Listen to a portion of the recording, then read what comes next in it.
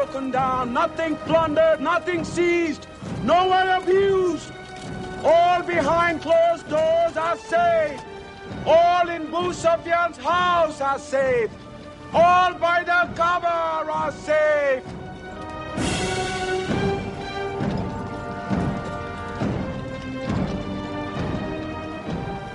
At least he kept his word. They haven't forced the door. He storms hearts, not walls. It's a permanent victory. I dread going out.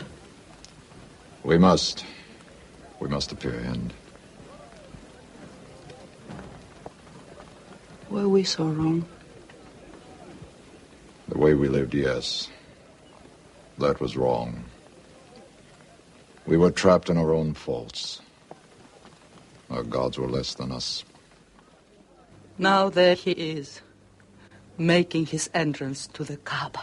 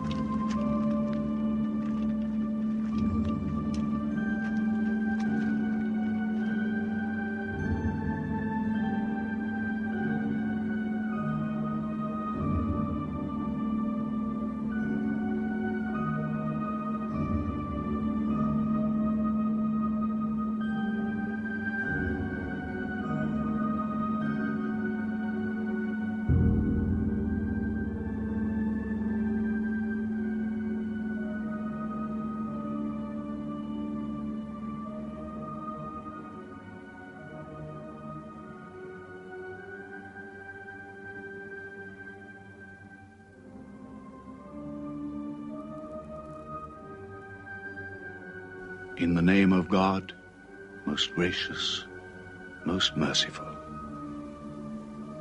God gave this house to Abraham to be a sacred place. Worship no other gods but him, and cleanse his house.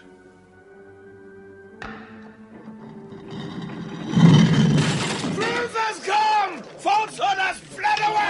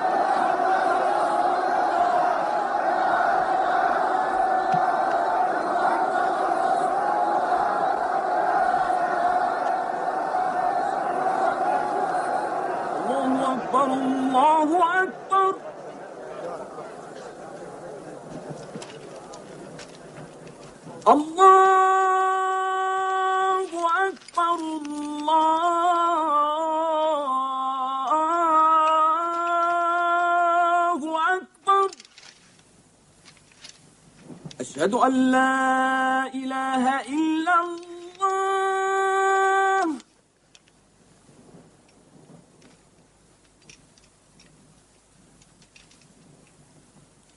أشهد أن لا إله إلا الله.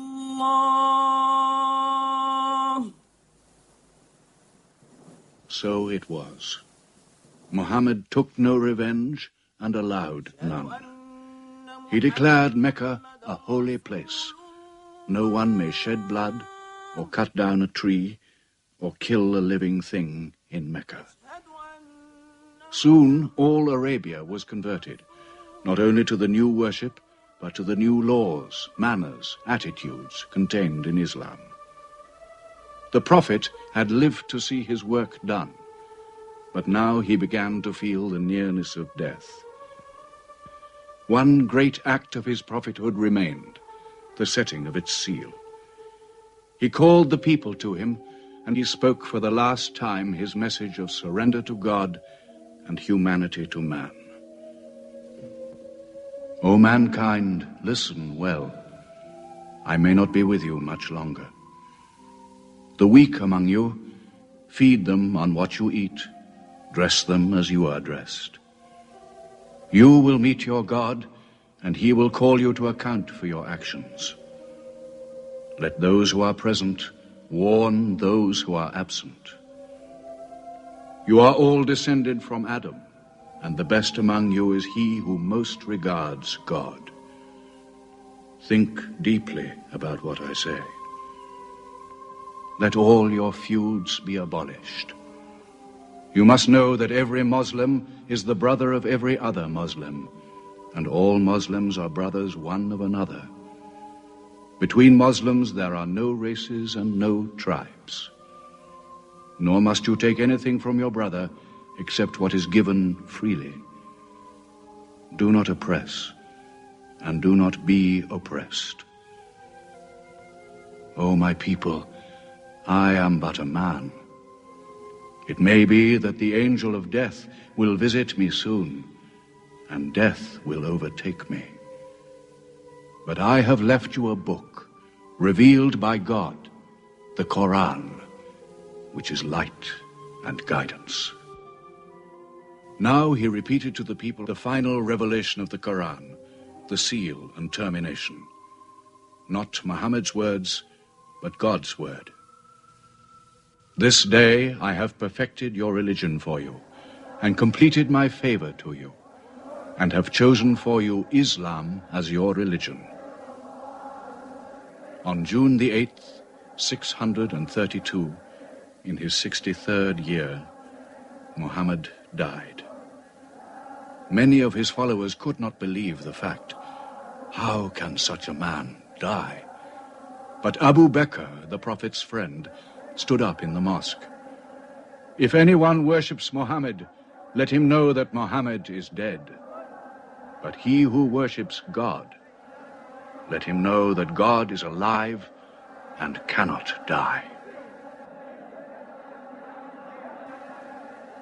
They buried Muhammad beside his mosque in Medina. But the religion he preached found its place in the heart of man. It endured. It multiplied. Still to Mecca they come, mankind.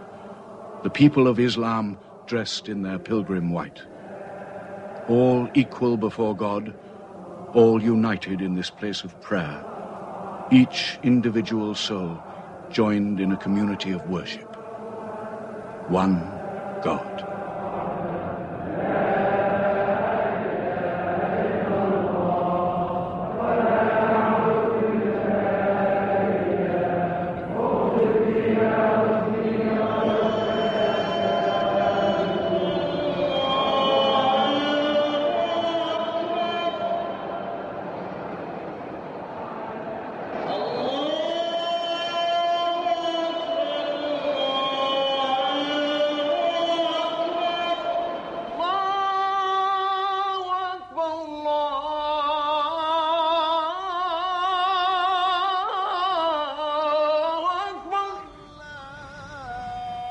أشهد أن لا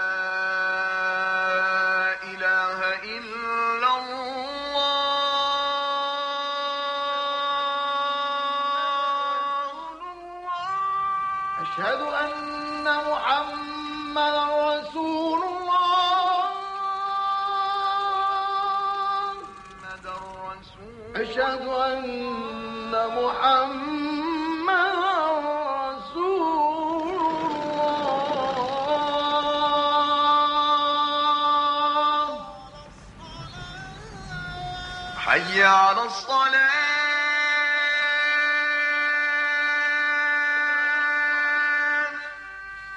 حي على الصلاة.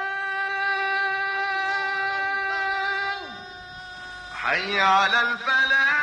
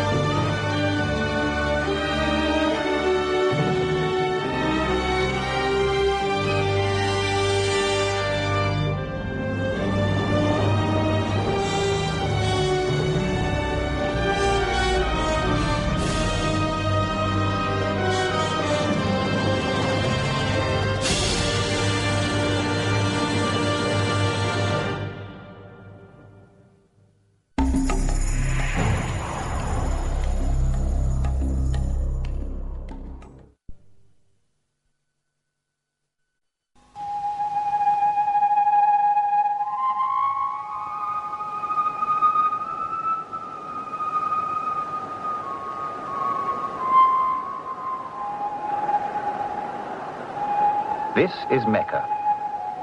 The hub around which these thousands of people revolve is the axis of Islam, the Kaaba. It is the focal point to which 5 times a day, every day of their lives, 700 million people turn to pray. It is a rough-built, empty cube of stone. Yet at the beginning of the 7th century, in pre-Islamic times, when Europe was deep in its own dark ages, this cube was stuffed with pagan idols and exploited by the privileged few to maintain a social order of hideous brutality. It is the duty of every Muslim to make a pilgrimage to Mecca at least once in a lifetime.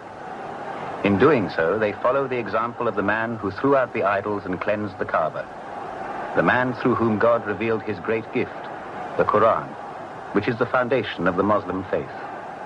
The name of this man who changed the face of the world, is Muhammad, messenger of God.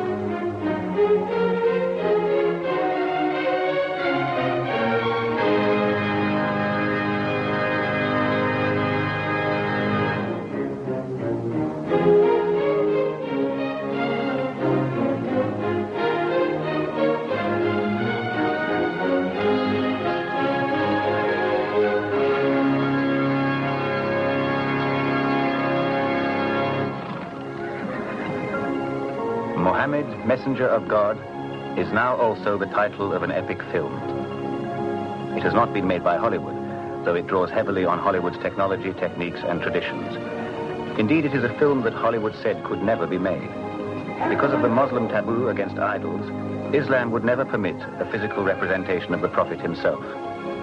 But the story of Muhammad, of the triumph of his passionate idealism over violent persecution, has now been told by a Muslim filmmaker, Mustafa Akkad. Well, I did the film because it is a personal thing for me.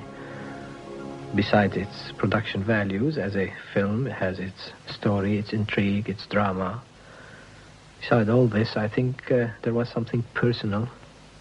Being a Muslim myself, who lived in the West, I felt that it's my obligation, my duty to tell the truth about Islam. It is a religion that has a 700 million following, yet it's so little known about it, which surprised me. I thought I should tell the story that will bring this bridge, this gap, to the West. Even though there were several attempts by the major studios to do a film about Muhammad, and they failed because they approached it from an angle that they were going to show the Prophet. And this is something very sacrilegious as far as Islam is concerned. They are very strict as far as showing the prophets, not just Muhammad. Jesus, Moses, they feel prophets should not be seen. But I felt I can do it because I understand the subject better and I can do it without showing the prophet. And I contacted a well-known scriptwriter, Harry Craig, who thought, like me, that it could be done. My pleasure, my privilege in writing this film was, in fact, that I was writing into and against the ignorance of the world about this religion, about this man, about the Quran, about what Islam is and what it was. Well, this was easy because it's in the nature of the religion of Islam. Because Islam was not a new religion. Muhammad, the whole principle is that what God said to Muhammad had been said to prophets before Muhammad, but people had turned away from it.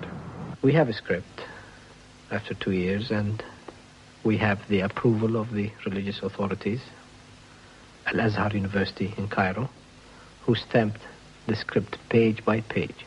The next thing is to find a place to shoot the old Mecca, where the story happens. The new Mecca, of course, in Saudi Arabia now has skyscrapers and the modern changes that we could not shoot it there. So we searched for a place that resembles that Mecca. Eit Bouchan is a small village in the foothills of the Atlas Mountains about 15 kilometers from Marrakesh. The setting and the scale of the village were perfectly in keeping with 7th century Mecca. But Mecca itself was a very wealthy town set at the crossroads of the major caravan routes of Arabia. So for the film, a splendid superstructure indicative of an entirely different economic status was literally grafted onto the foundations of the existing buildings. The bewildered inhabitants suddenly found themselves living on the ground floor of houses suitable for the wealthiest merchants of Mecca. They were encouraged to remain in residence, to give natural life to this artificial city. As extras, they people the picture. And as laborers, they were recruited to help with the construction of this dream that was resolving into a kind of reality around them.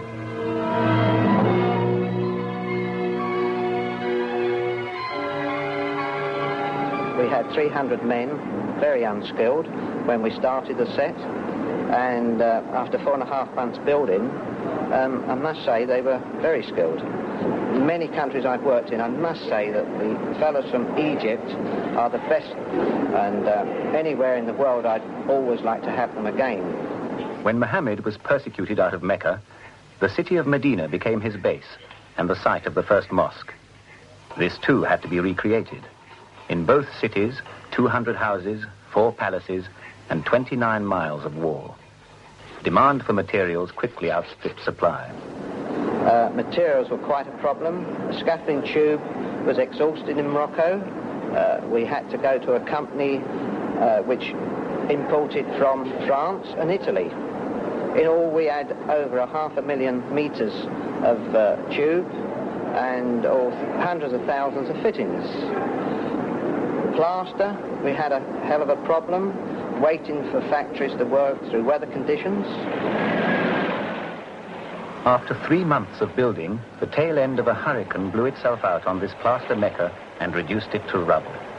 It was a foretaste of the film's difficulties, but also of the determination that was to surmount them, as these two cities of ancient Arabia began again to take shape to the designs of Tanby Larsen and Maurice Fowler. In doing a picture set in this period, which is about the year 600, we've been very lucky in one way that not a great deal is known about it.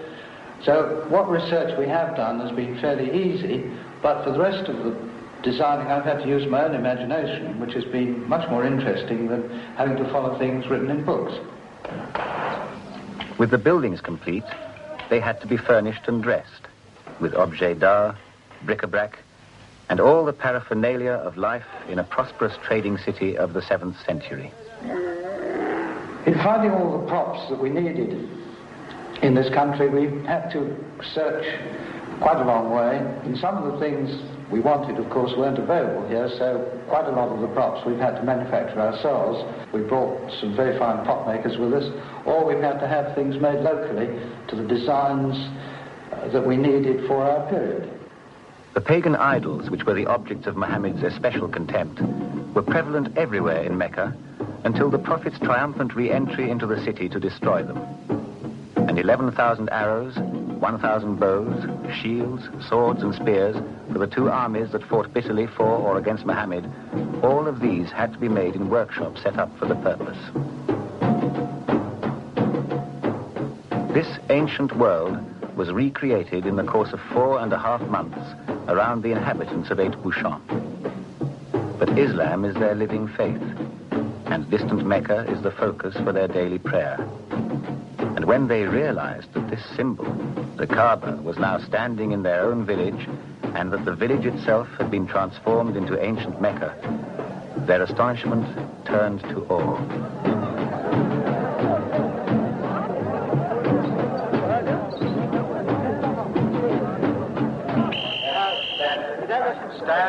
The arrival of camera, crane and lights restored the balance between illusion and reality in favor of illusion.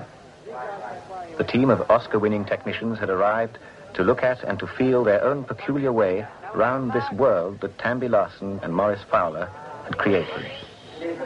They would be working in it for the next 13 months to make the illusion on film as complete as possible that this is Mecca, that the date is 610, and that this was where Muhammad was born and lived, in the making of one of the major religions of the world. Make a mark there if that's at all possible. We'd like to have something down there for you to smash. The sets were now ready for the actors who would give the illusion of living in them. But before they appear, they have to be dressed appropriately. That was the task of costume designer Phyllis Dalton, who clothed the populations not only of Mecca and Medina, but also of the courts of Abyssinia, Byzantium, Persia and Egypt, and the armies that fought for and against Muhammad. I wanted to do 2 versions, one in Arabic and one in English, with complete separate cast, because Arabic and English are 2 separate and different languages. You cannot dub Arabic into English, nor English into Arabic. It's very difficult for the lips movement. And when I budgeted the film, I budgeted on the basis that the Arabic version will be extra few takes. But I was wrong. It took us much longer. And there is no way you can learn this from anybody else, because this is the first time done. Because the style of acting in the Arabic is a bit different. It's more dramatic, more poetic, more lengthy. And so we had to change all our style as far as camera setups and lighting setups, and so it wasn't as easy as we thought it would be. خز من الصين يا سيدتي، ناعم الملمس، متعة للعين. نعم، 7 أطوال. 20 دينارا. لزوج أبي سفيان. خذيه بما شئت يا مولاتي. 15. The presence of Muhammad himself pervades the whole film, but his is a presence the audience is cleverly made to sense without seeing. The leading human character we do see is Hamza, Muhammad's uncle. When he meets unarmed men, Muhammad is a liar. Liar? You don't let him speak. Where's the line? Where's the truth? He's played in English by Anthony Quinn and in Arabic by Abdullah Reich.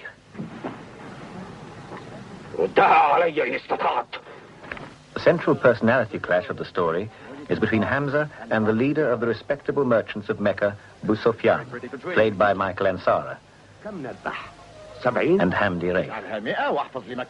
The conflict is fomented by the passionate hatred of Hamza by Abu Sufyan's wife, Hind, played by Irene Papas and Mona Wasif.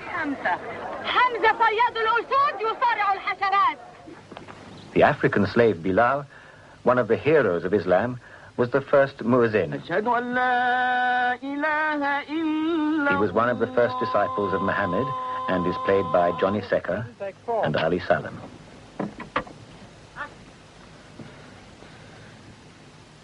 Allah